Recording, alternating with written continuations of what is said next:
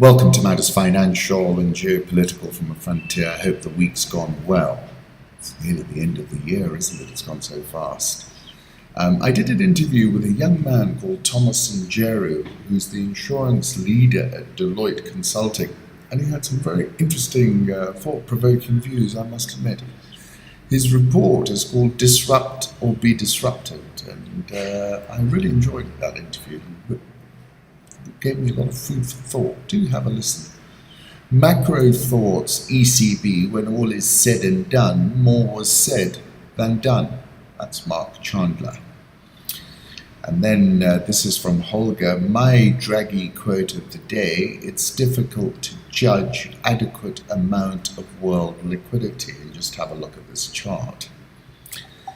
Home thoughts, a screaming came across the sky. That's Thomas Pynchon, Gravity's Rainbow. And that came to mind because of the North Korean nuclear bomb test, which Kim let off earlier this morning. I like this photograph. I got back to New York City just in time to see the sunset. And indeed, it's a beautiful one from Andy Snyder. That took me to Frank Sinatra's New York, New York. I want to wake up in a city that doesn't sleep and find I'm king of the hill, top of the heap. These little town blues are melting away. I'll make a brand new start of it in old New York. If I can make it there, I'll make it anywhere. It's up to you, New York, New York. And if I can make it there, I'm going to make it anywhere. The first time I visited New York, it was for Credit Suisse First Boston. I was on a business trip.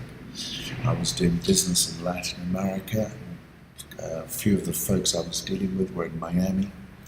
And it was, the heady days of banking and trading. And I was staying in the Ritz-Carlton. I had a suite. And I still remember this client of mine who I had not met before. And I was at the bar in the Ritz-Carlton, and excuse me for being in there. But anyway, I was in it, and I was looking back, and you could see the lobby, and suddenly I see this gentleman coming in, extremely flamboyant, sort of dishing out $50 as he made his move, and I realized it was my client. And I did have a good time, I must admit.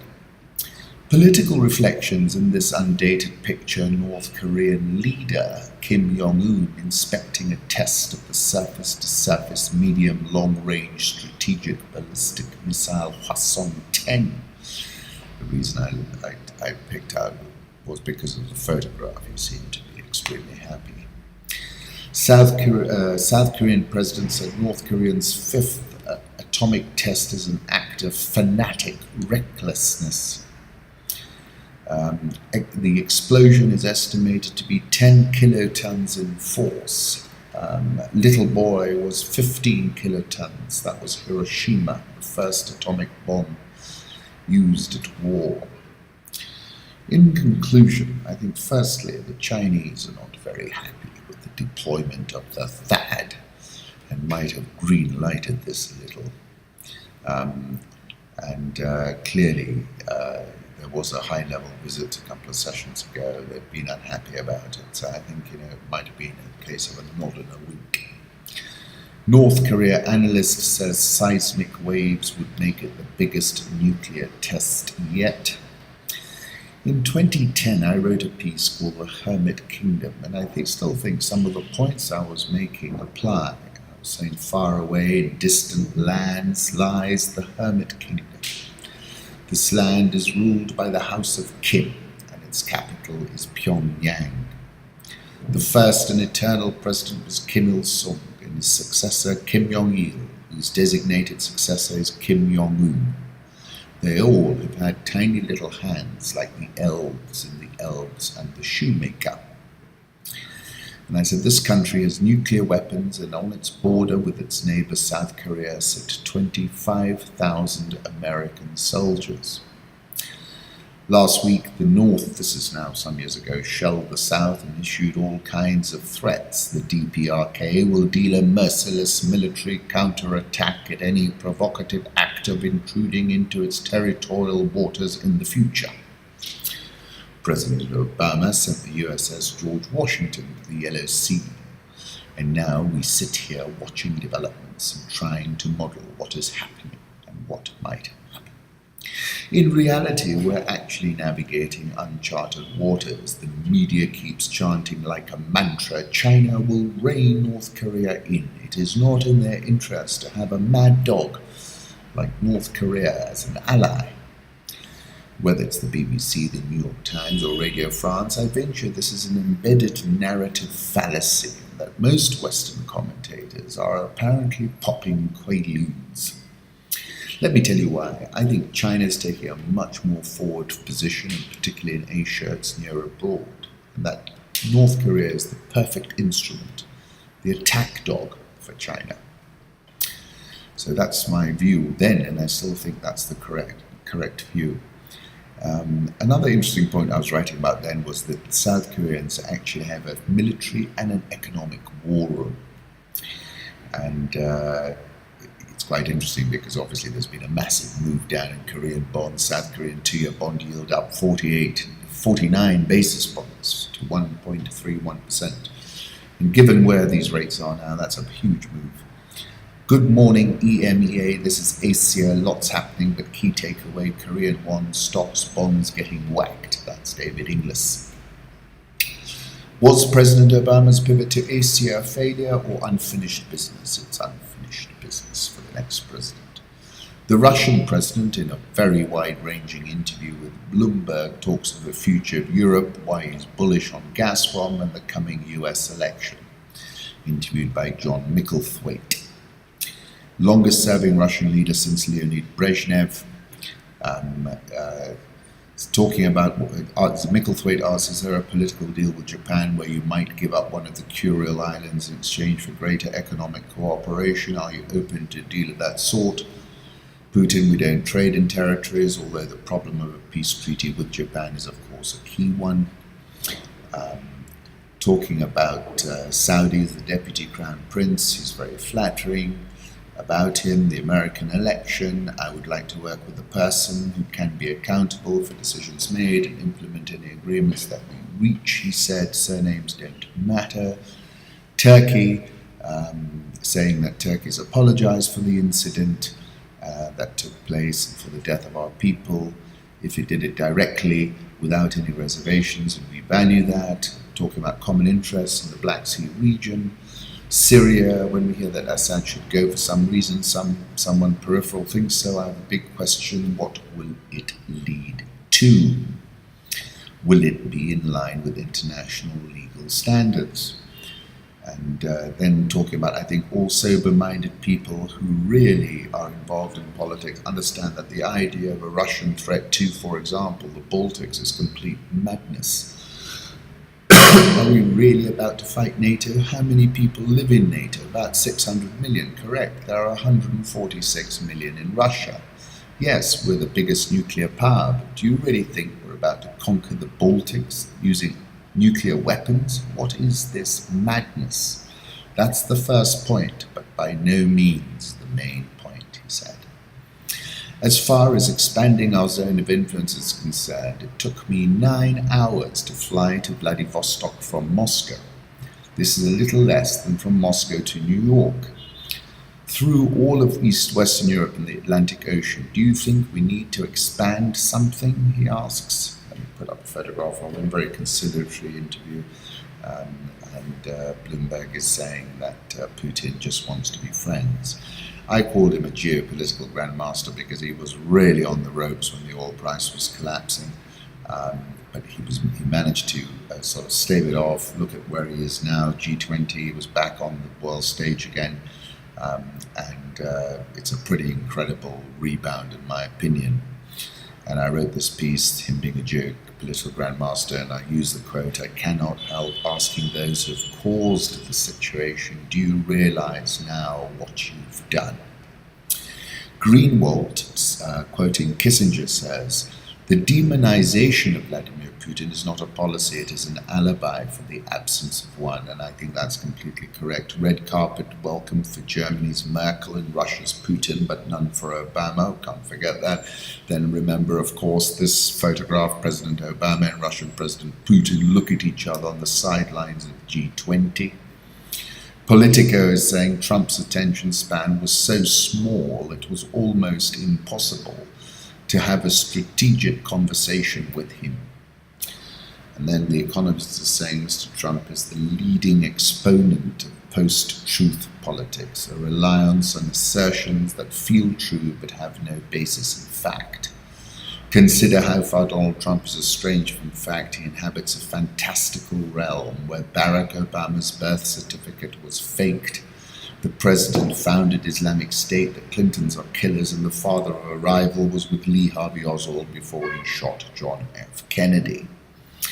Mr. Trump is the leading exponent of post-truth politics, a reliance on assertions that feel true but have no basis in fact. His brazenness is not punished but taken as evidence of his willingness to stand up to elite power, and he is not alone. Post-truth politics is more than just an invention of whinging elites who have been outflanked. Feelings, not facts, are what matter in this sort of campaigning. Their opponents' disbelief validates the us versus them mindset that outsider candidates thrive on. And I concluded by going back to that quotation I used in September 2012 when I said one of the defining bifurcations of the future will be the conflict between information masters and information victims. This information warfare will not be couched in the rationale of geopolitics, the author suggests, but will be spawned, like any Hollywood drama, out of raw emotions, hatred, jealousy, and greed. Emotions rather than strategy will set the terms of information warfare struggles, and I think that's very true. JFK 9/11, the tide is turning. The official story is now the conspiracy theory. How selfies and wearables are transforming Hajj. That's Bloomberg. More than 1 million people have flown into Saudi Arabia so far to perform Hajj, an annual pilgrimage that starts this week. Every Muslim who can make the journey is required to do so at least once in his or her lifetime.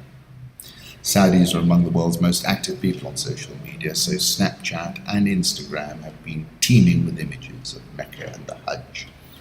Scholars have warned that taking a selfie during pilgrimage is akin to boasting and thus sacrilegious, while Saudis complain that the proliferation of pilgrims taking selfies while circling the Kaaba is causing dangerous congestion. Mark Zuckerberg is accused of abusing power after a row over the Napalm Girl photo. Norway's largest newspaper has published a front-page open letter to Facebook CEO Mark Zuckerberg, lambasting the company's decision to censor a historic photograph of the Vietnam War and calling on Zuckerberg to recognize and live up to his role as the world's most powerful editor. Interesting piece about El Nino and La Nina. Take a look if you've got a second. Here's what can happen when on the surface of the equatorial Pacific gets just a little warmer. Thousands of people die as the weather changes from India to Florida. Currency markets, plenty going on. Euro dollar 112.73, little firmer after sort of inconclusive Draghi. Dollar index 94.85, Japanese yen 102.20, Swissy 0.9719, the pound 132.92, the Aussie soft, and these have been softening up 0.7620, India rupee 66.545, South Korean won 1097.55, the Rial 321.63, Egyptian pound 8.8815, South African rand 1412.76, and we could see some broad-based dollar buying, I think, as we run into the September FOMC. Dollar yen, I'll put up a 1-year chart, 102.18. Sterling, I'll put up a 6-month chart, buy it just below 133, which is where we are right now. Gold, 1335.63, but the big move was in oil, and look at this from Aurelia on the 5th of September, going for it. Brent, she tweeted, look at the chart she showed. Then have a look at this from Stuart Wallace, just another quiet day in oil. You'll see the sharp spike, big drawdown of reserves is what did it. US oil inventories fall by 14.5 million barrels. Prices shoot up. Have a look at this one-year chart, and then have a look at copper, which is very interesting on a chart basis as well. Russian bond market rally sends yields to 2013 low as easing cycle seen.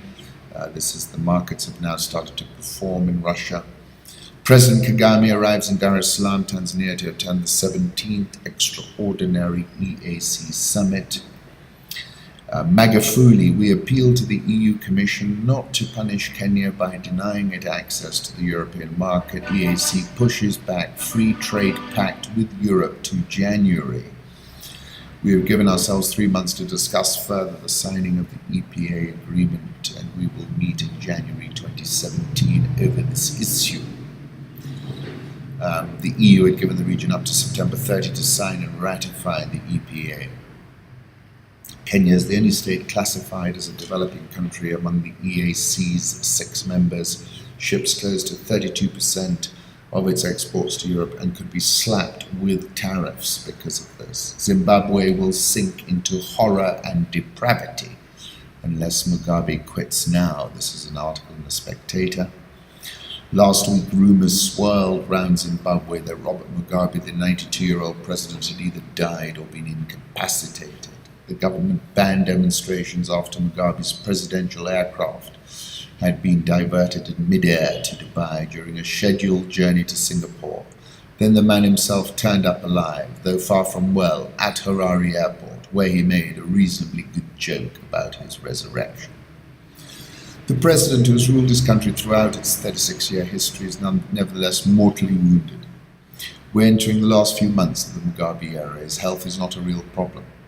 It's not the real problem. Zimbabwe is now spiraling downwards into an economic crisis so vicious and acute that it leaves no possibility that the president, for all his famed political skills and notorious readiness to resort to violence, can save himself. The situation is more serious than the hyperinflation of 2008, which was solved by switching to the dollar. This time, there is no way out.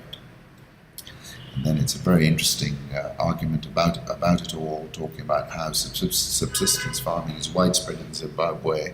The disappearance of the formal banking system has not had the effect it would have in advanced countries where public order would swiftly break down. Effect on government finance has been profound. Many civil servants now paid in worthless electronic transfers. Saying Mugabe could stagger on for a little while, meet a hideous future. Zimbabwe takes a fresh step downwards towards the levels of horror and depravity experienced in Congo. Violence born of desperation leading ultimately to civil war. And this is what I was writing about on the 25th of July when I said countries like Zimbabwe feel like they're right at the edge. And that the age I'm talking about was described as by Hunter S. Thompson, the age. There is no honest way to explain it because the only people who really know it are the ones who have gone over. In one sense, this is that moment in Zimbabwe. President Robert Mugabe, I put up a photograph of him. The outlook suggests government may not be able to meet its payroll obligations. This is Patrick Chinamasa, the Finmin. So it is a very difficult moment, and one I don't think that they can manage. US envoy says not wise to reinstall Machar in South Sudan, and that's interesting. Bongo's incredible win, says the Africa Confidential. He, of course, won't go in a 99.93% turnout in his home province is the issue. It's going to court now, apparently, but I'm sure that the court is in the incumbent's pocket. Charlie Robertson, an economist at Renaissance, has written a very interesting report, The Revolutionary Nature of Growth. And the interesting point he's making is that people are overestimating the risks in some countries in Africa, like Nigeria and South Africa, political risks. South African finance minister says whether he stays in his job is up to Zuma. I said on the 5th of September, if Pravin Gordhan is removed from the Treasury and President Zuma's allies are doing their level best, the rand will crash and burn. President Zuma is seen here arriving in China for the G20 summit. Reverses suffered at the local elections has not led to a moment of political introspection in the once revered ANC, but led to a renewed effort by Team Zuma to own the Treasury. South African all shares up 5.04% this year. Dollar rand, I think, is on the down. Egyptian EGX 30 is up 16.87% this year. Nigerian all share down 3.73% this year. Ghana Stock Exchange Composite Index down 10.21% this year. Have a look at this slide of Ghana, Angola, and Zambia Eurobond yields. They've come off quite nicely. Ghana was quick off the mark to raise $750 million via selling Eurobonds at a yield of 9.25% in an auction that was more than 5 times oversubscribed. So that was clever. Have a look at this photograph of Mark Zuckerberg with President Buhari. Interesting piece, An Explorer's Guide to Mozambique. I often describe the province where I live in Mozambique as the marine Serengeti of Africa. Tanzania's Q1 GDP growth slows to 5.5%. Kenya, as drafted, it just doesn't make sense. Sonal Sejpala directed Anjawala Nkana. This is about the law that imposes limits on the amounts commercial banks can charge their customers for loans, is unenforceable and requires an amendment to be clarified according to lawyers. As drafted, it just doesn't make sense, she said. If they try to impose this on banks who do not comply, they're not going to be able to get a judgment against them because it just doesn't make sense as drafted. Unless it is clarified, it is not enforceable. And I said we are still in this period of ambiguity and a lack of clarity. It's not a positive situation, really. There are a number of key issues that are outstanding. The base rate will set out what it is among a number of other issues. My impression remains that this was a very populist decision. I suspect the government wanted to send a very strong message, and there is still more negotiation to come around how to implement this properly. Kenya bank shares plunge. Have a look at this graph as well. This Gotham City-style web video thriller is set in Kenya and scripted by viewers. It's getting very popular. It's called Tuko Macho, which means we are watching in Kiswahili, where criminals are caught and then online people are asked whether they should be killed or not killed. Kenya shilling 101.30, Nairobi all share down 10.18% so far this year, and 0.93% above a 35-month closing low from the 5th of this month. This blog about Facebook founder wanting to buy M-Pesa has got a lot of interest. The link is there again if you want to have a look at it. Safaricom's full-year M-Pesa revenue was 41.5 billion shillings, up 27.18% year-on-year. Total number of 30-day active M-Pesa customers, 16.6 million. But you can imagine if Facebook can plug that in, you're looking at 1 billion customers. Take a look at my interview with Bob Collymore at the time of his full-year results.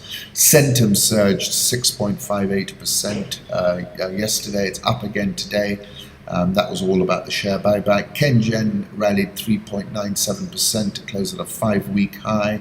TransCentury is now up an extraordinary 98.88% since the 26th of August. The NSE 20 is down 21.29% this year, but 1.81% above its multi-year low from August 30. Once again, thank you for stopping by and wishing you a tremendous weekend.